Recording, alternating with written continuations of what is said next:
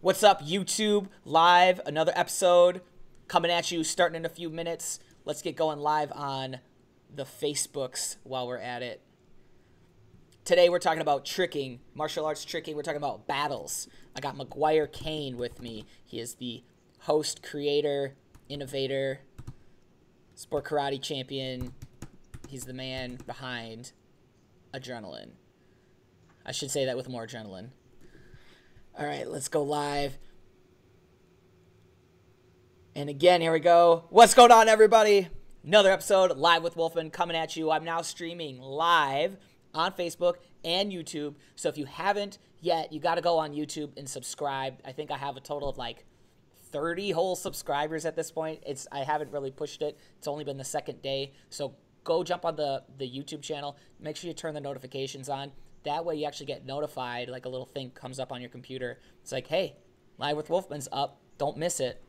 Cool? All right, so you guys know the drill. Once you tune in, you got to hit the floating thumbs up. You got to hit the share button and leave a comment and say, yo, what's up? How you doing? Let me see who's tuning in. Let's see my wolf pack. Oh, man, today's a good episode. Talking about one of my favorite things in the world, martial arts tricking battles. This should be a good show. MAGUIRE Kane is with us. If you don't know who MAGUIRE Kane is, you're about to. All right, let's see. What's up, Jason? Sup. Who else is tuned in here? Tricking. I hate it when I have the echo chamber. Should be excuse the echo chamber for a minute. MAGUIRE Kane is with us. We're gonna get started in less than 2 minutes. If you don't know who MAGUIRE Kane is. What's up, Alex, Mark, Kaylee, Daniel Schulte's in the house. What? Jeannie, what's up? Keep hitting the share button. Let's get more people tuned in here. If you're a tricker and you're watching this show, tag some trickers. Get more tricking athletes in this thread because today we're talking about tricking battles. I want all the trickers around the world tuning in, watching this show. Let's go. All right, well, we got 1 minute left. 1 minute for you guys to tag your friends and get them in the show. The more people that are engaged, the better the show is. The show isn't about me. It's about we. So this is a live, interactive thing. You guys can leave comments. You can leave comments on YouTube. You can leave comments on Facebook, and we'll talk about it. We're going to be posting up some of your favorite tricking battles and kind of just talking about it. We're also going to be talking about adrenaline. I'm excited for this one. I was at Adrenaline in 2016. I got to experience it. I got a lot of good things to say about it. I got a lot of questions to discuss with Mr. Kane today. But I'm not doing that for another 27 seconds. So let's go. Let's get more people tuned in here. It's going to be a good episode. Hey there, Evan. What's up? Josh Bailey. Nice. Drop some hearts if you love tricking. Drop some wows if you hate tricking. If you hate tricking, get out of here. All right, enough of that. It's time. It's time for the show. I'm going to transition. Here it is. Ladies and gentlemen, without further ado, I present to you. What's up, everybody? You're watching another episode of Live with Wolfman. I'm your host, Jacob Wolfman, and this is a show about all the things that I'm interested in and all the things that you're interested in. Sometimes we talk about martial arts forms. Sometimes we'll talk about fighting. Sometimes we'll talk about tricking. We also talk about media stuff. Basically, all the things that I like talking about. It's my show, so I talk with, whatever floats my boat. But this is also a user thing or a viewer participation thing. So it's up to you guys, too. In fact, before we get the show started, let me just remind you we got a new Live with Wolfman Facebook group. So if you haven't joined that, please do so. I just started a poll right now, and I want to get your feedback. I want you guys to tell me what kind of content you want to see on this show more often. So go in Live with Wolfman Facebook group and just vote on the poll. All right, without further ado, I'm gonna bring in today's guest. I've been super excited about this whole concept of guests. I get to talk to the coolest people on the planet, and the next person on my lineup, he is, I don't know how old he's under 20, I'm pretty sure. So he's a young guy, but that doesn't matter because his accolades are pretty awesome.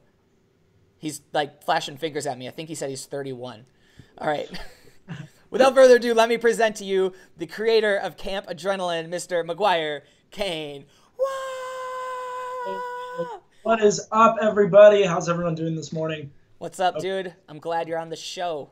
Dude, thank you for having me. Always great talking to you. Yeah. So, for those people that have never heard of MAGUIRE Kane before, can you briefly explain a little bit about who you are? Yeah, so I started in extreme martial arts, just like a lot of competitors. I competed for a few years, and now I run Adrenaline Worldwide with my brother. We co-run the whole thing together, and I've been running Camp Adrenaline since 2014. So we just finished our 4th year, but we just finished our 5th event because we have transitioned from running just a 1-year big event to a big event every couple months. So, before we get into that, what is Camp Adrenaline? Because not everybody's heard of it yet. Yeah, so Camp Adrenaline was the beginning of it. The beginning, we came together. We wanted to run a very high prestigious camp on extreme martial arts because you can do camps for sports martial arts where it's covering everything, but we really wanted to focus in on the extreme part and the tricking as well, so kind of combining them together. And that was the initial step, and it kind of has been transitioning from more of a camp to now it transitioned in more of an event, and now it's turned into just high-level competitive event for tricking and extreme martial arts together. So it's kind of just made a transition. Awesome. All right, so that's what Camp Adrenaline is. It's a combination of the XMA, extreme martial arts stuff. I hate saying XMA because that's a brand. Extreme martial arts stuff and the oh, MAGUIRE, I cut you off my thing here. Sorry. I have trouble on this show to get everybody looking pretty here. Extreme martial arts and tricking, and then lately you've been starting this new online concept. Can you go in a little bit more detail about what you're going on? Especially, tell us about what you're doing right now, or actually what came about yesterday. Yeah. So, also for a lot of people that don't know, it's not just my brand actually. My brother and me, we co-run the whole thing. We co-own it. He was there in the beginning. I do a lot of more of the face show and everything. He does the whole production. So any high-level film you've seen from 2017, and then you'll get to see on Adrenaline Exclusive is his film team.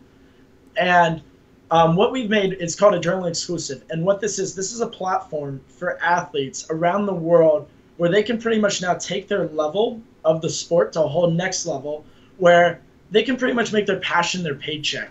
And how it works is we ran this event. I know, right? Doesn't it sound amazing? It's the alliteration. It's it right there. I don't know. I just like how it sounds. Yeah.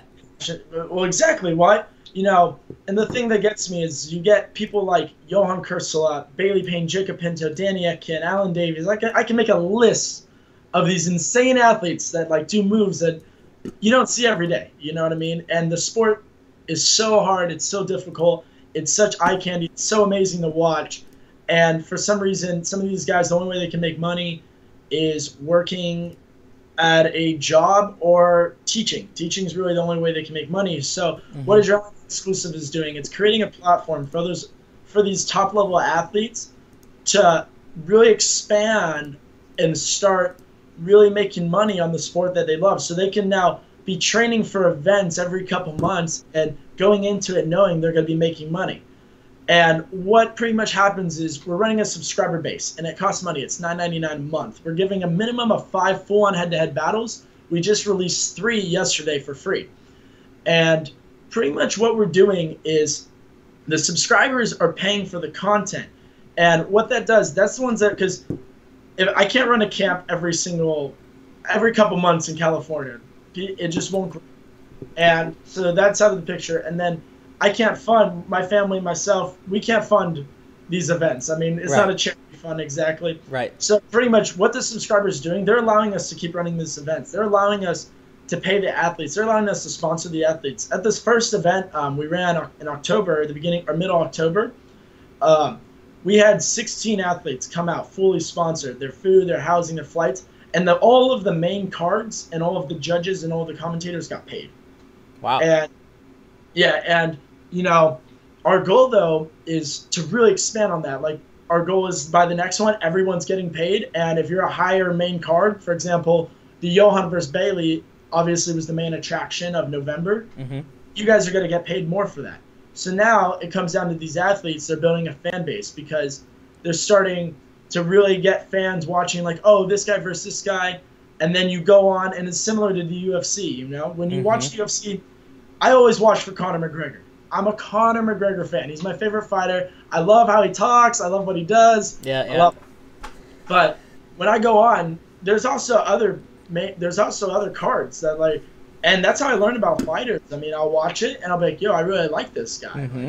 I like his style and everything, and that's kind of a similar process. You got the main headlining events that are always going to be the traction, but then there's some guys that maybe know they're not a top 10 tricker in the world. They want to be. They're trying to get there, and their name's now getting known, and they can really push the limit on the sport aspect. You brought up a lot of topics here that I have a lot to say. First off, MAGUIRE, I forgot, how old are you? Can I ask? I just turned 19 about 3 weeks ago. Okay, so that's super impressive. A 19-year-old is on his 4th year running a worldwide brand with his brother. That's huge and amazing, and I give you a lot of respect for that because, I mean, that's incredible. So awesome job on that. That wasn't my comment. I got sidetracked. I just thought that was amazing in itself. Thank you. I appreciate it.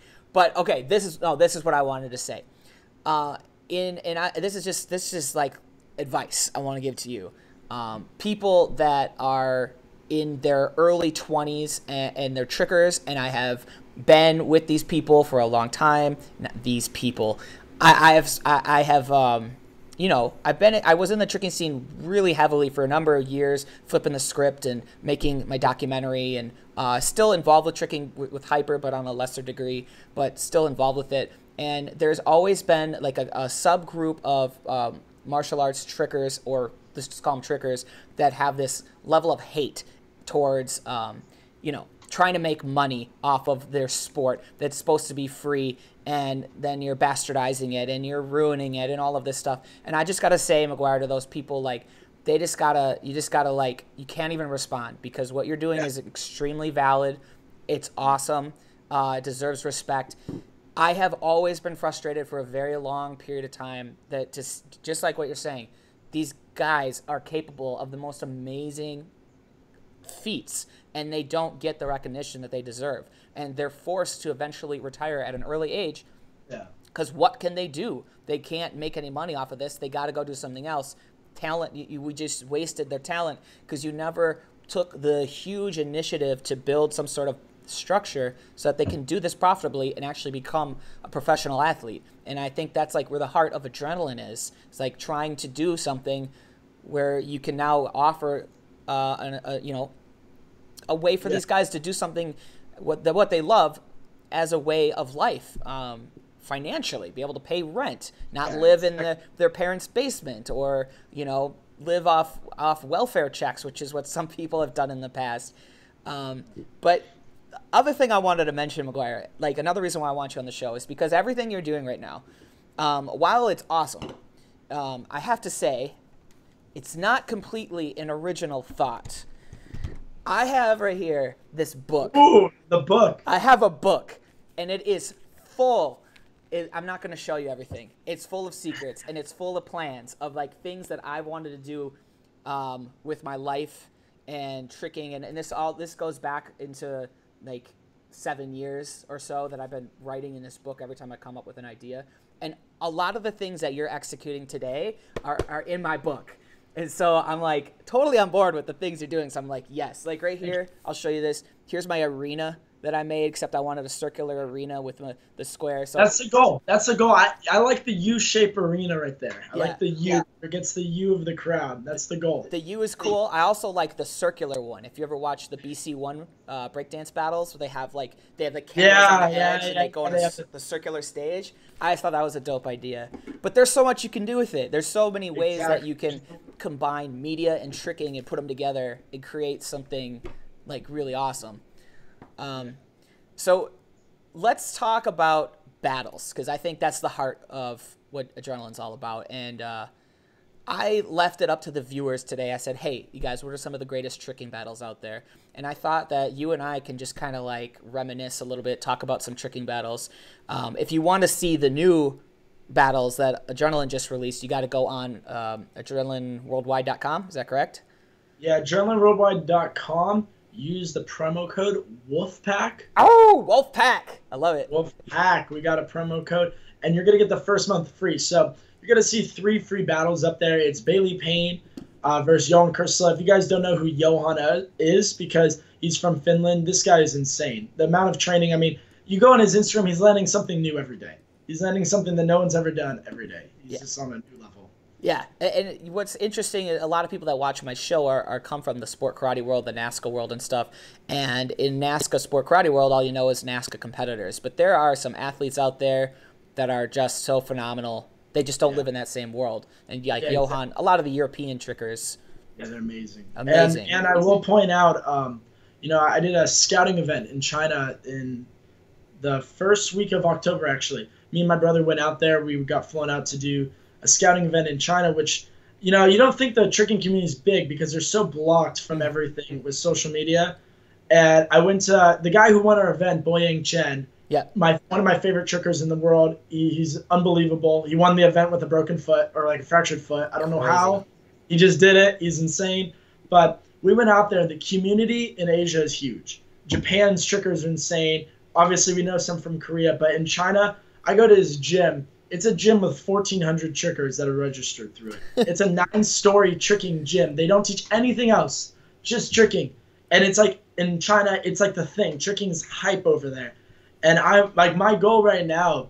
I've made some comments about it when I was there. I saw some hidden talent that will be featured on Adrenaline Exclusive very shortly from these guys, and they're gonna shock a lot of people on who they're gonna be battling against and how they do against them. They're gonna shock a lot of people. You're cracking a code that is like it's a mystery because, like honestly, Americans or English-speaking people, we don't think that there's much going on in China with tricking, but yeah.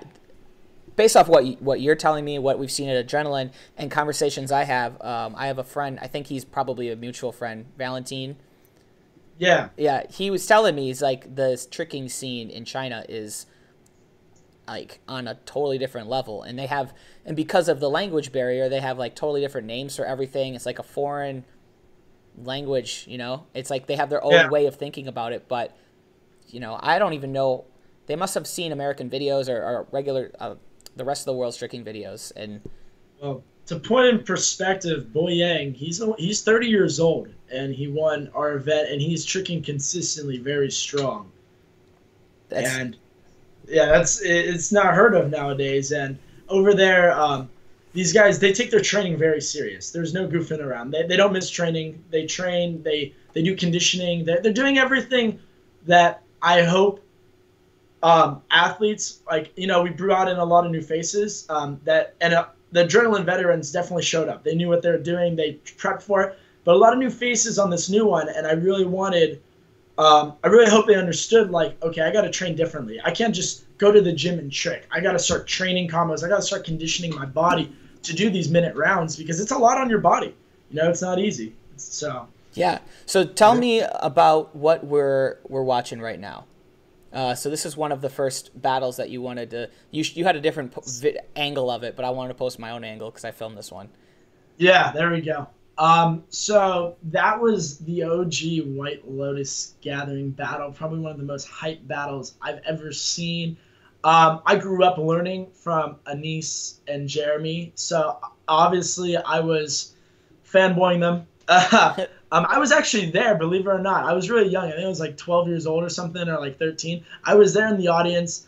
You know, everything Travis Wong has done, I mean, he's definitely a big jump start to the community. I mean, like, if you go on, like, now and really look at any, like, really hype battles that happen, he's always the one putting them on. He knew, you know, with Trickstar and then with the White Lotus and even the jam gatherings he was running, you know. But this battle to me was just crazy. You got little Jacob Pinto over there clapping, the audience hyped up. But also the first time I learned about Jefferson Lewis and Will Coney's in particular. Oh, really? And yeah, at a younger age, I wasn't really going on YouTube watching as many videos yet, and I I was obviously rooting for Jeremy and Anise and them, but when I saw them battle, I was like, whoa, like who are these guys? I've never even heard of them. Yeah. So Will Kane's the style master right there.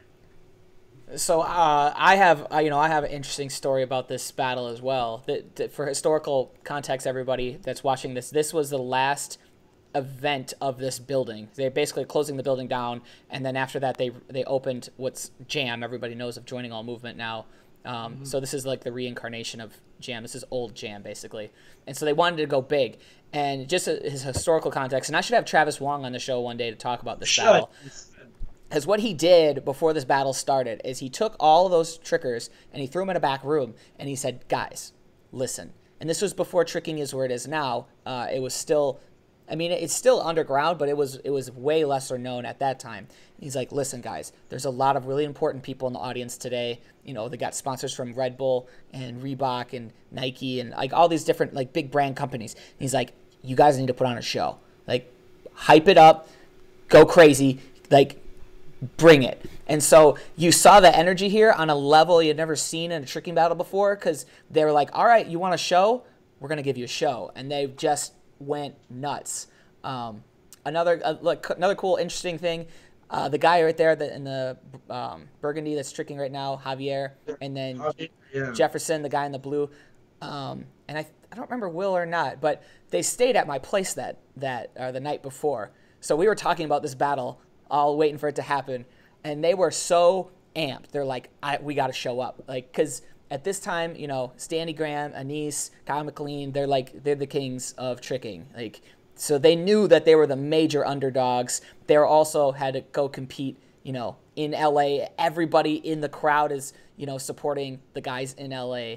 So they we got to step our game up, and so they brought it on a whole different level, and the energy was unreal. And I remember filming it, and like I have this shaky video footage, and I remember freaking out, trying to control myself, trying to keep the camera still because I was so excited about what was going on.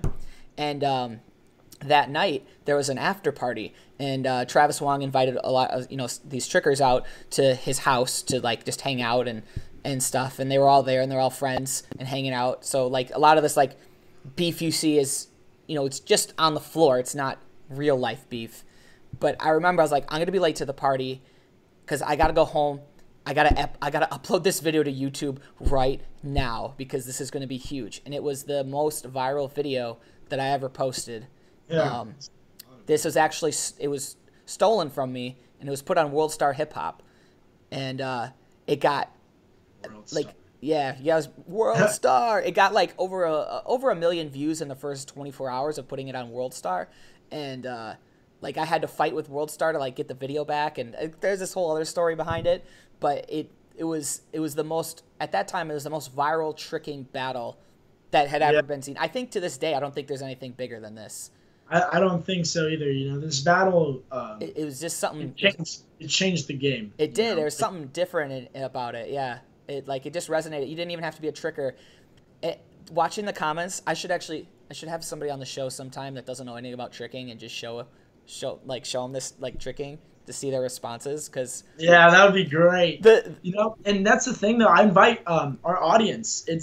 Most of them aren't trickers, and they come in, and I have friends all the time. Yeah, I have a bunch of friends that literally just signed up for exclusive. They don't even know what martial arts really is. They don't follow, but they just see my videos, and then they follow Adrenaline Worldwide. Awesome. Like, dude, this is like so sweet, man. Like what you're doing, and like these guys, I didn't even know this was like humanly possible. Right. You know.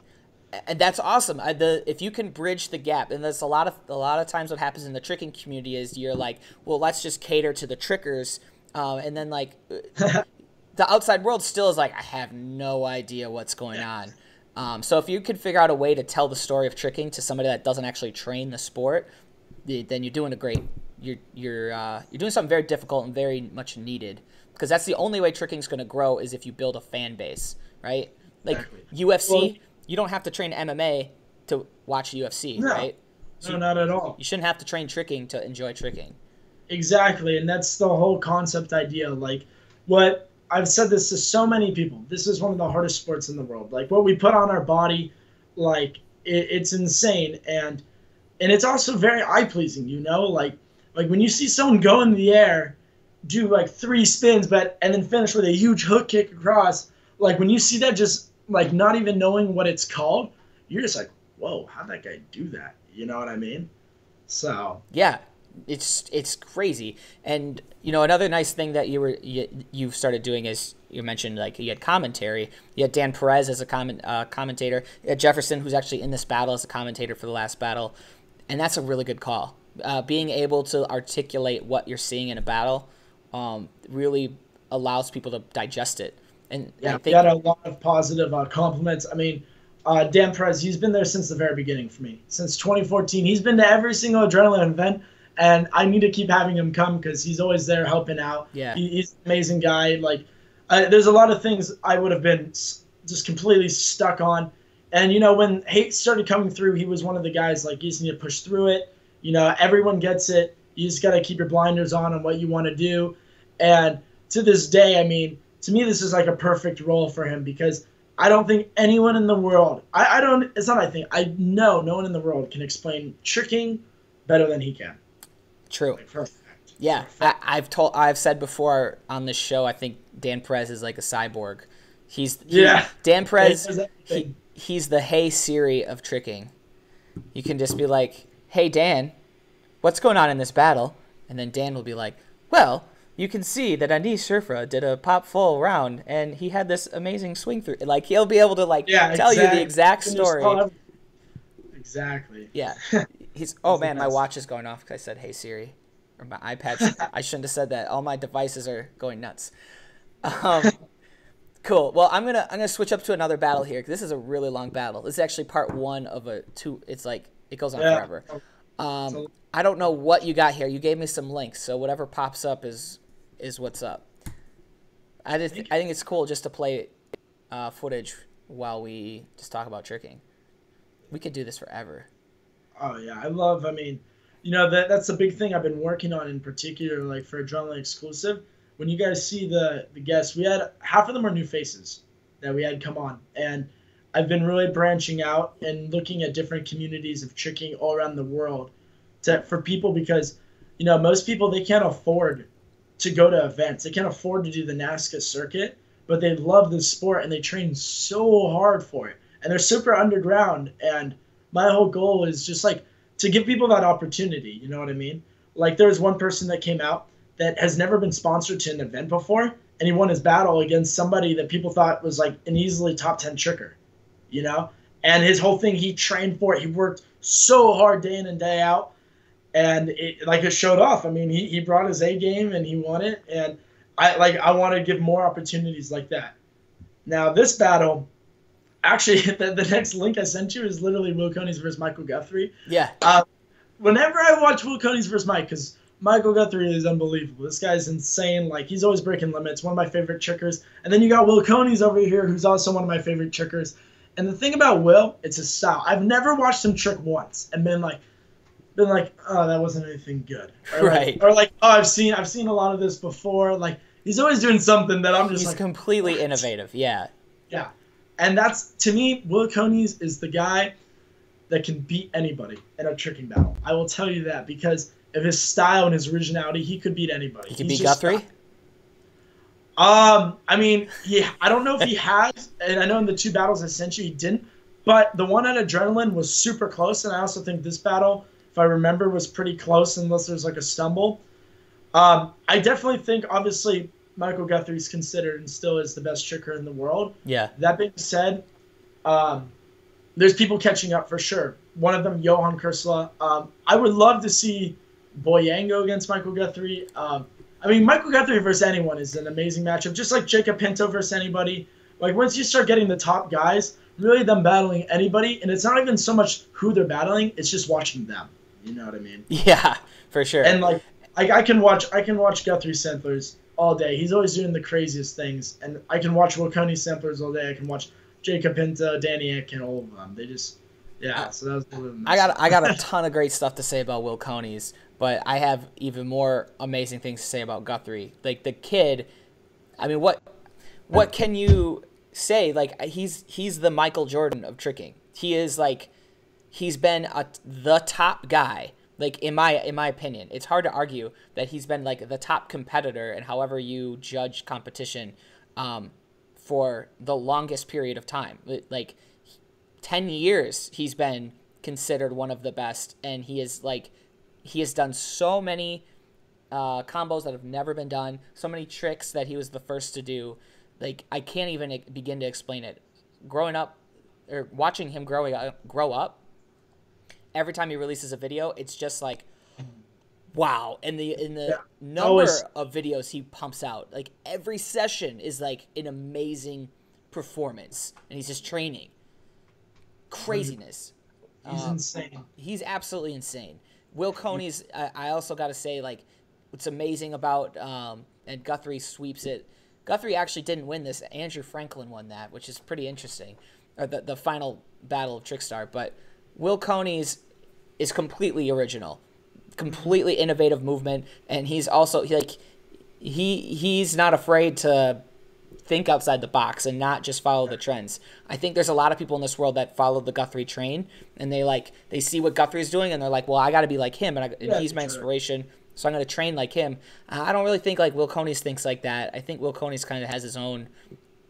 He's got his own concept in his head of like how he wants to do stuff, and I think it's also, we could have a whole conversation about like how you're inspired by other trickers and how that influences your style. Yeah, exactly. I mean, Michael, he's definitely changed the game in tricking. I mean, like you said, he's been probably considered for the longest time one of the greatest tricker, and I mean, just like that's the thing. You need somebody like that. You need somebody like, and it's great and you're right. Like it's good. Like Will Kane's, how he's like original and he does his own things. This battle was insane. Oh, you guys are seeing everybody that's watching right now. It's all blurry and slow because they're moving too fast for my live stream to handle. But yes, we're watching another Will Kane's versus Guthrie battle. This time it's at Adrenaline.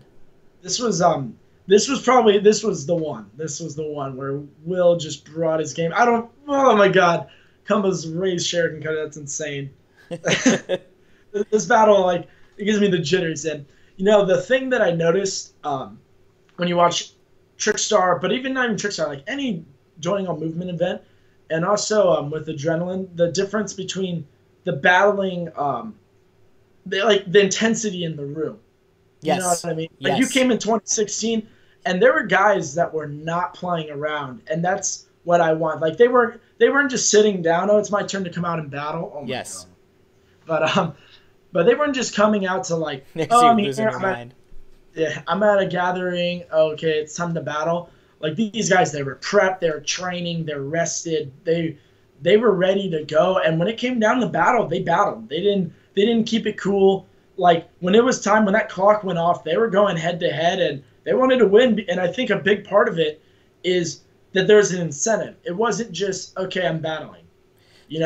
There's money involved, but also with everyone being there, like you wanted to show that you're the top dog of the event. You know what I mean? So let me ask you, what do you think the judges are looking for when they determine who's going to win a battle? Yeah. So with our battle style, we don't say you got to judge this, you got to judge that, you got to judge that. And I'm not a big fan of that just because of the fact somebody like Bailey Payne, who is a mind-blowing tricker, one of my great friends, he's never going to win a kicking judge for the most part, depending who he's going against, right? Unless somebody without legs. Yeah, exactly. But I mean, his kicks have gone a lot better. It's true. Like, that is for sure. His kicks have gone a lot better. But like you put him against any like martial artist, he's just, even if his kicks are better, he's not going to win just because it's Bailey Payne. You know what I mean? Yeah, and he didn't come from a martial arts background. He never took a day of karate in his life. So to me, like judging like that, I'm not a big fan of. As a judge, I think very key is how you present yourself in the battle, how you execute your tricks, the difficulty, but how well-rounded you are.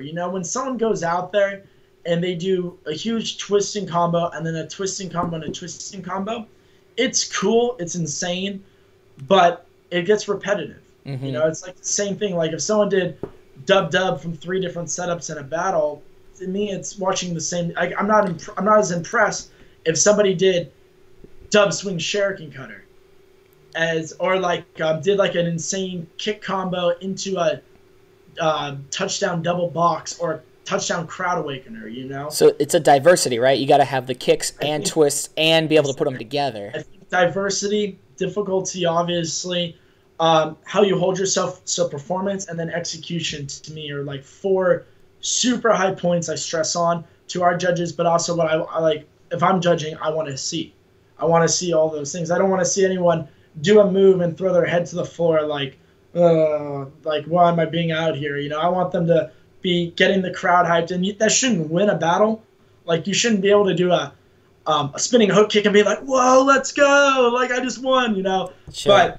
But you definitely need to carry that performance level with you if you want to beat some of the top guys. You know? Yeah. You got to act like you're winning. So this is something that, you know, I've thought about for years. Like, how do you judge, like, what makes a good tricker, and how do you know, is there a way to, like, write it out on paper the way, like, gymnastics is judged? You know, like, they're very technical, but tricking doesn't quite like that. And I was thinking, like, an easy way to think about it is almost like this was like a music festival or something, like a rock jam, and, like, they're playing instruments rather than tricking. And there's there's no right and wrong in music. It's just, it's a subjective opinion of what's better. And there's so many variables that are hard to define. And it's like watching this, it's like you can't really define what makes a good tricker, because there's just, it's an art piece, and you got to figure out the art and, like, Exactly. what's good about it. And yeah, having great kicks is important part of it. Being able to spin, having a diversity. I think in battles in particular, being able to respond to the other person, which is it's a nuanced thing. I don't think the average person watching a tricking battle, I think the average person watching a tricking battle will look at a battle and go, okay, they did crazy flips. Okay, they did crazy flips. Okay, they did crazy flips. But if you're a little bit more nuanced and you're a more veteran battler, what happens in these battles oftentimes is somebody will do a certain combination and the other person will respond with a comparable combination, or, like, they'll just try to level it up like 1 degree, you know? Like, they'll modify what they're going to do to say, like, hey, I did what you did, but I did it better. And so then now it becomes like a conversation. I don't think everybody quite picks up on that. They're just like, oh, they flipped. Oh, they flipped too. Oh, they flipped again. Yeah. Oh, I think, and that's one thing I liked about doing these head-to-head battles and giving these athletes 6 weeks beforehand to know who they're going against. Yeah. Because, like, when you guys watch the videos, I'm just gonna say, if you guys don't want to sign up forever, don't. But I would really watch the free battles, and first of all, see what we're about, see the high production we're putting into it, and you can tell what, like, everything we're putting into it. But to me, more importantly, when you see these athletes now, they know who they're going against. The battle, the intensity of the room, knowing I'm going against this guy. Yeah. But also, how they battled was insane. Like, they were answering. They had an answer. They had answers. People had books written down with their combos of what they're going to throw round 1, round 2, and if it goes to round 3. And, like, it was like one person in particular, they had a list, and it was actually Johan. He had round 1 tricks. If he lost round 1, what he was going to do in round 2. If he won round 2, round 1, what he was going to do in round 2. Yeah. And then if it goes to round 3, what is round 3 moves? And he has, like, quad, full, pop, flash, something. And I'm just like, okay. Okay, that's awesome. But yeah, it's smart. It was definitely very, very cool to see that whole, like, seriousness of battles completely just change.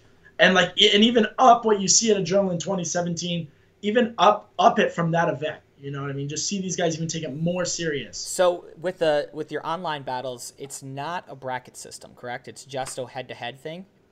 Yeah, so pretty much how we have it set up, I have a list right now, and it's growing by the day, but it's also growing when I run more events, of top trickers. And right now, like, some people may have saw, we released a power ranking. And if you go in any sport, well, for the trickers, kendama has one. Skateboarding, tennis, every sport has a power ranking that lists the top athletes. And so we have the list. We have the current champ, which is Boying, and then it goes down the list of our top 10. Now we have a list separate from that of guys we think are the top dogs and everything like that. Mm-hmm. And what this is, it's like the UFC. What it's doing is I put it against, if you go against someone that's on the power ranking, you're going to move into the power ranking. But for example, I'm going to bring up one trick in particular, Ryan Posse. He came, he won his event. or he won his battles. He didn't just win. He demolished. He showed up. He trained like a madman for it. And so I'm looking at him. His next battle I'm going to set him up for is going to be against somebody in the top 10 because personally, I think he can make his way on it. And so now it's more head to head. You're going to know who you're going against, and your goal is to just work your way up onto the power ranking. And I mean, and that's how a fan base grows as well because, oh, this guy's number 2, this guy's number 3. Oh, this guy's number 9. He just made it on. Like, who is this guy? You know what I mean? Mm-hmm. Like, a lot of people didn't know who Daisuke and Reggie Takahashi were until all of a sudden they saw him on the power ranking. They looked him up. And then when you watch them, you're like, okay, yeah, I understand that. You know, and even in the beginning, a lot of people didn't quite understand it until it kind of happened. And then they're like, okay, this makes a lot of sense why this guy is on it. And, you know, and that's like the whole idea of doing head-to-head where you know who you're going against, just like any sport, you know? It's now, there's no reason to, the bracket, it's cool and everything, yeah. But now it's just making the professionalism and the amount of, like, yeah. Yeah, you know what I mean. Yeah, I do know what you mean. You touched on a lot of important points, and one of them is the concept of building a story and educating the audience about who's competing and why it's important to watch this thing. Honestly, on this show, we talk a lot about sport karate, and I think that's one of the downfalls of the way the sport is structured in sport karate is because it's kind of just a bracket system in a lot of ways, and it's especially point fighting. I think point fighters could get a lot more recognition if they had what you're doing with the title fights, and they're like, this person versus this person. Now let's spend a few weeks building the story. And I think that's a really good call, not only so that you can get a better performance, because now you know, like, Tricker A is going against Tricker B, and they know each other's strengths and weaknesses, and they can train for that, but you also have media hype, time to build it up, time to talk about it, time to get people excited and educated, so when it's game time, people know what's going down, they know what to look for, you know, they've been talking about it with their friends, and, like, they got a lot of things to say. For the longest time, and Adrenaline has done this way, and most tricking battles have gone this way through the bracket system. And it's like, okay, you got to beat this person, and then you got to beat this person, then like there's like a final round, and then you go head to head. And I think like one of the big downfalls of that is like, one, you don't have the same amount of ability to like really educate the people on everybody. And two, you don't know who's going to be in the final round, so they can't prepare for a specific person. And three, by the time they're in the final battle, they're gassed. They got no energy left, or they threw out their good tricks because they had to beat somebody in round 2 because they didn't, you know. You're hitting points right now. You're hitting points. Yeah, so it's like exactly. The bracket system doesn't really work. You don't get the ultimate performance out of it. But what you guys are doing with the title fights, that's a good call. It's for so many reasons. So again, I'm just giving you mad props today. It's the mad prop show. And it's it's starting with the first one was all tricking, and we're like the weapons battles are going to continue to happen. For the next filming, we're going to have weapons battle. Reed Presley will be defending his title for sure, which I'm very excited to see. He's been training really hard for it. He was supposed to be on for this first one actually, but the guy he was going against got injured, so it wasn't able to happen. But we're going to see the weapons battles. You're going to see the breaking continue to happen as well, the extreme breaking. I think that's a very eye-pleasing sport. And the same thing, there's one event really that there's one worldwide event, Red Bull Kick It, but other than that there's nothing really to it unless it's happening in Korea or something. And it's insane to watch. I mean, it's a different part of the sport, where you got to target your kicks. You can't just kick wild. You got to show that you can target those kicks. So it's just a different aspect. And then there's going to be team battles. The goal is Team China versus Team USA will be happening soon. Cool. That's scary.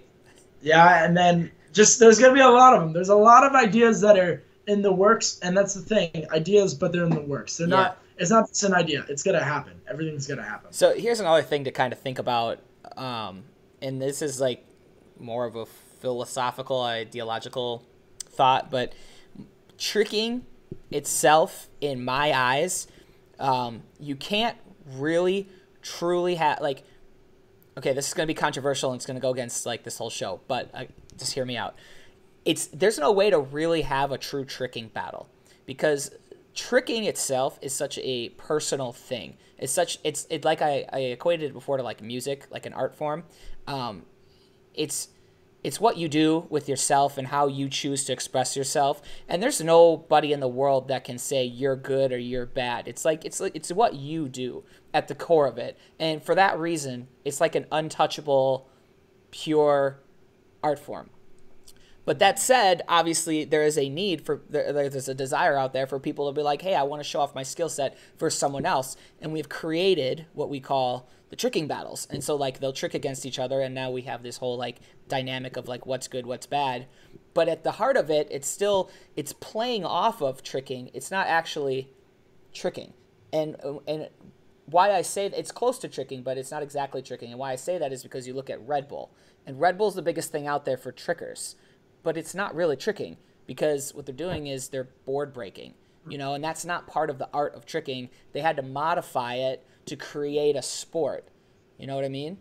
Yeah, that's one thing we kind of pushed on was like, that's why we do the different divisions and everything, because for an audience standpoint that is uneducated, like you said, on tricking, if you watch tricking event for 2 or 3 hours, a lot of it, to someone that doesn't know what the tricks are, it's going to get a little repetitious and everything. Yeah. And you don't want them to feel that way. So like kind of how we have always designed the championship is we had the weapons battle, the breaking, and now even the stunts, the 14 under, and it's kind of all played where the athletes are getting their rest in between battles, but also the audience is never seeing tricking, or weapons. It's always, everything's just getting thrown at them, so they're always on their toes and excited. Yeah. On watching, there's never like down point. It's always just hyped. Good. Yeah. And it's awesome that you're creating a structure that keeps in mind the audience perspective, because I mean that's really like, it's important. I know a lot of trickers, or some like purists out there will argue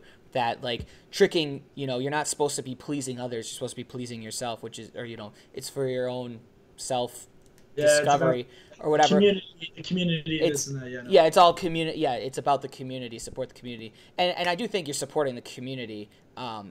Because we're just adding an addition. We're just adding an addition to the community.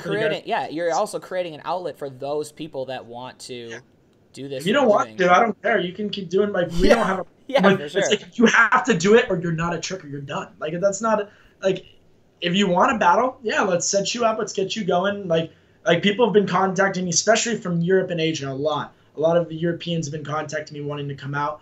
But if you're not a battler and you like just tricking, I mean, we had Kyle Skelly come out to the event.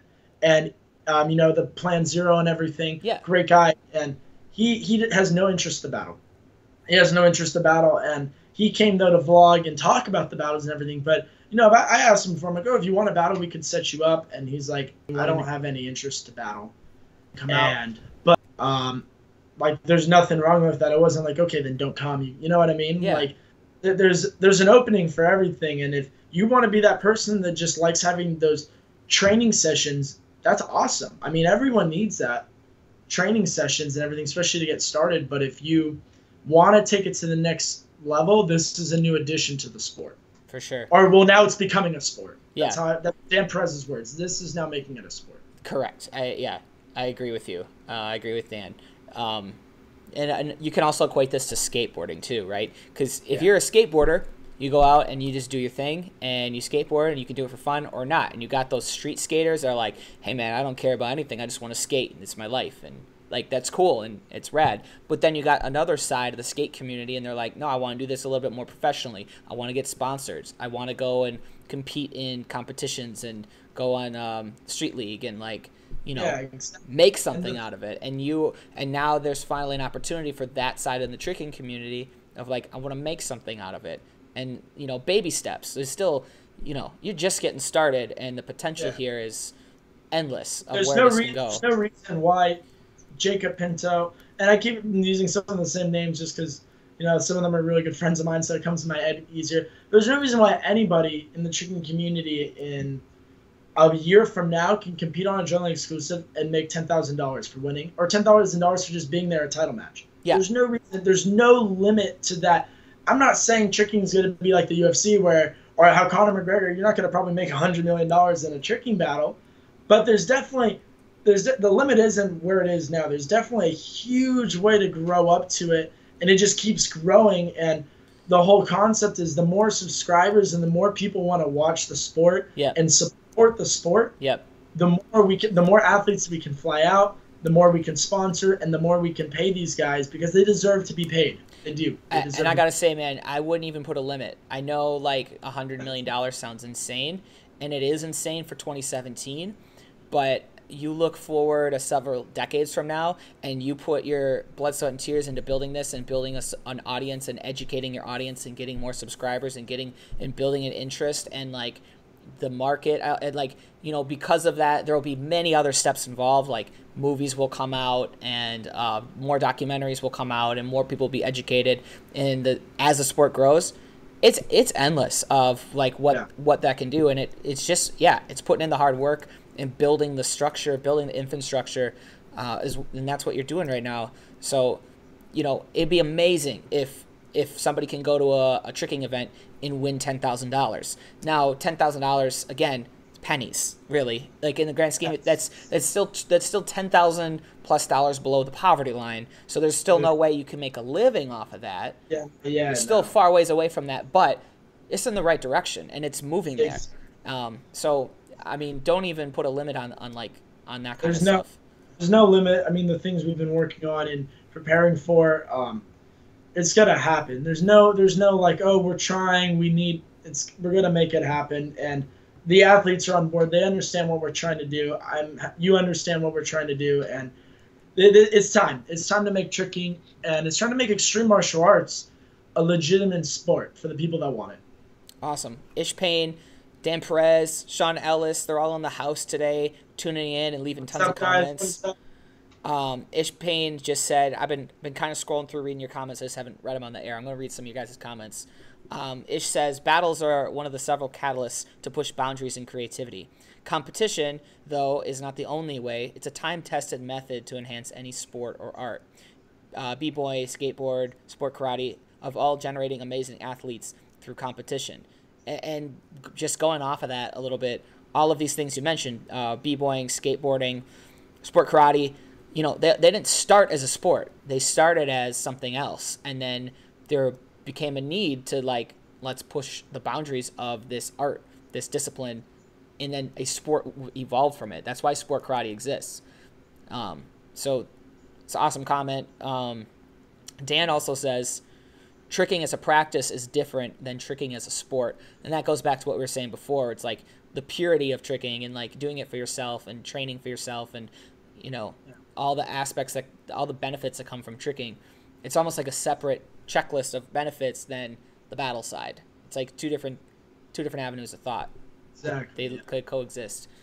So if you guys got any more questions for MAGUIRE you want to ask, got a couple minutes left on the show. I'm happy to do it. I see a comment here. It says Valu's in the house. I don't see him, but that'd be amazing. Valu, what's up? If you're in the house, one of the greatest trickers there's ever been. Actually, I brought it up to him. I met him, I think it was in 2009 or 10 was the first time I met him. And another tricker, when I saw him, he just blew my mind. He was one of those trickers when I first saw him. Great guy. When I was really young. I think I was like 12 or something. And he took the time out of his tricking session to teach me. I believe it was like a raise or something. It was something, you know, basic, but I was a beginner and everything.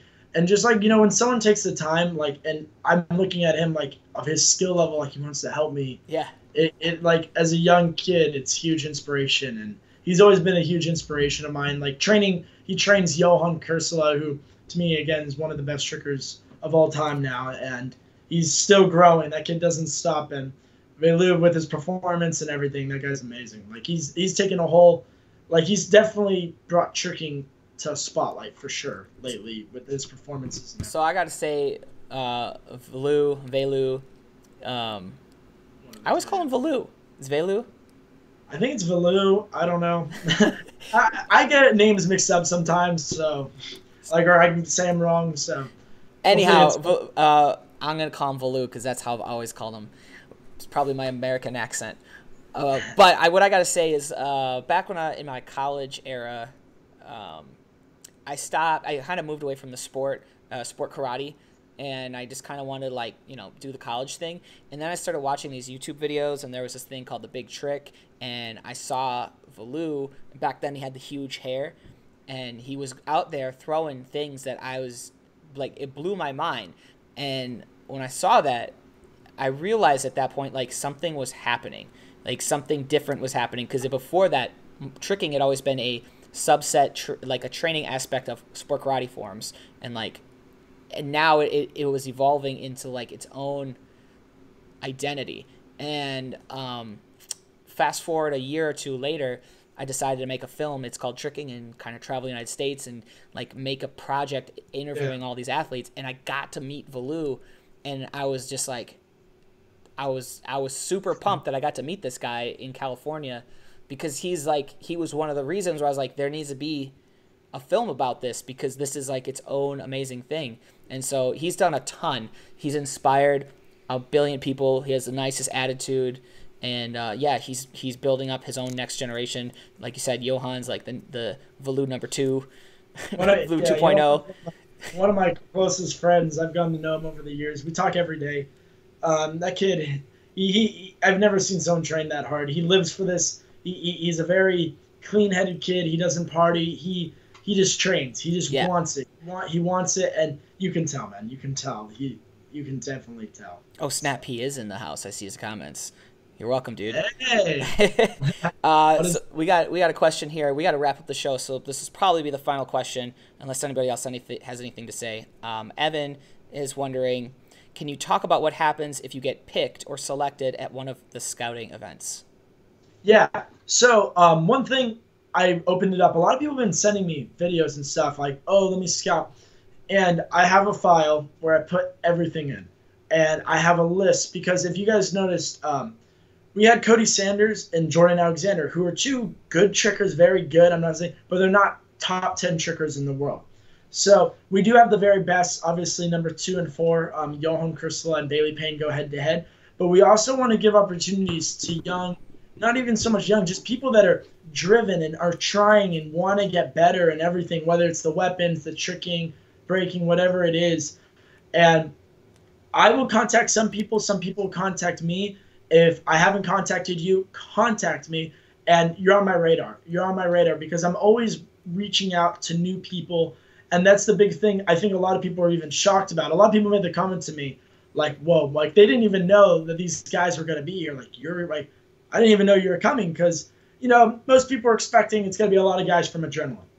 It's going to be a lot of guys from Adrenaline. Well, the thing is, once you start running events more consistent, not always everyone from Adrenaline can make the next event and everything. But also, we told ourselves there's a lot more trickers out there that don't just come to Adrenaline. It's not like every tricker in the world is at our event. I wish it was that way, but it's not.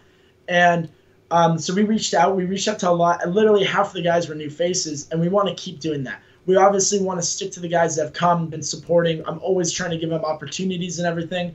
But we also want to give new opportunities to guys maybe that don't understand what we're about, or just want to get involved. You know what I mean? We had a guy, he literally told me after the event, dude, I was a hater on you guys. I hated everything you did just because of what I was told. And I can't believe what I was thinking. Like, this is like different. Because he literally came into the gym. You know, we got him a plate of food. And then he sat down. He got a massage, because all the athletes were getting massage. Oh, you won him over with the massage and food. Massage. You bought him. His interview, his green screen, everything. Yeah. And he's like, I've never been treated like a real athlete before like this. I'm used to sleeping on the floor. Right. With bringing he brought his own pillow and his own blanket, thinking like, you know, he's gonna be sleeping on the karate mats or something. Yeah. And then he's like realizing he's on a bed. He's like, oh wow, like I was not expecting any of this. I feel ready to go tomorrow. Yeah. So I mean, but in terms of like getting scouted, we're always looking. But if you want to contact me personally or Adrenaline Worldwide on Instagram and Facebook, I'm always looking at videos. I'm always looking at videos for new talent. All right. Well, there it is. MAGUIRE, one more time. People want to learn more about Adrenaline and watch the battles. The new battle that just dropped yesterday. Tell them how to do it. Yeah, adrenalineworldwide.com/exclusive. Again, we're going to be airing high-level battles. monthly. And again, we have a professional film crew that films it all. You're not just going to see a battle. You're going to see the interviews beforehand, the green screen work, the walk-ins, everything all together, the commentators. Our goal is we're trying to push this to a professional level, make this a legitimate sport. So if you guys think we're doing the right thing, and again, just check out the videos. It's free. This first month's free. If you like what you see, awesome. If you're not a fan, it's not for you. It's not for you. But check it out on the website. Use the Wolfpack promo code for get that first month free. And let me know what you guys think. Let me know what you guys think. And if you guys have any comments or ideas for us, like, oh, I want to see this guy versus this guy, or this would be a cool idea if you added in. And I'm always taking new ideas into consideration for sure. Awesome, man. You heard him. Use that promo code Wolfpack. Let's get my Wolfpack out there and supporting adrenaline worldwide. That'd be awesome. I'm gonna go check it out right after we end the show, because I haven't had a chance to watch the battles yet myself. So perfect. Well, let me know what you think. Yes, sir. MAGUIRE, thank you very much for taking the time out of your day. Always. Thank you for having me. Love talking to you. We'll do it again soon. Yes, sir. Thank you guys, everybody tuning in. Appreciate it. Just a couple quick, announcements real fast. Please be sure to subscribe, youtube.com/Jacob Wolfman, if you want to watch future episodes and you see when this stuff goes live on YouTube. It's a little bit better experience. Also, just trying to get you guys to get off my Facebook page and go on YouTube. Otherwise, also make sure you go in the Facebook group, Live with Wolfman. I got a poll going on right now asking you guys, I want to know what your opinions are of like what we should do in future episodes. Should we do some more stuff like this? Let me know. And yeah, that's it. Tomorrow, I got Andy Lee on the show from Marshall Club. Yeah. Gotta tune in. Yes, sir. I'm super pumped about that. So if you haven't heard of Andy Lee yet, you might want to just go on YouTube and type that in, Marshall Club, and you'll be wowed. So I'm excited to have that. Otherwise, that's it. That concludes today's episode. Hope you guys all have a great one. Check y'alls. Mañana. Peace.